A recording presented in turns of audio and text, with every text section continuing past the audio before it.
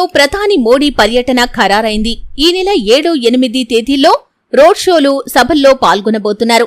రాజమహేంద్రవరంలో పురంధేశ్వరికి మద్దతుగా 7వ తేదీన సాయంత్రం 3:30 గంటలకు వేమగిరి సభలో మోడీ ప్రచారం నిర్వహిస్తారు. ఆ తర్వాత అనకాపల్లి పరిధిలోని రాజపాలెం సభలో పాల్గొంటారు. 8వ తేదీన సాయంకాలం 4 గంటలకు పీలేరు సభలో ప్రచారం చేస్తారు. రాత్రి 7 గంటలకు విజయవాడలో ఇందిరాగాంధీ స్టేడియం నుంచి బెంజ్ సర్కిల్ వరకు ప్రధాని మోడీ రోడ్ షో నిర్వహిస్తారు.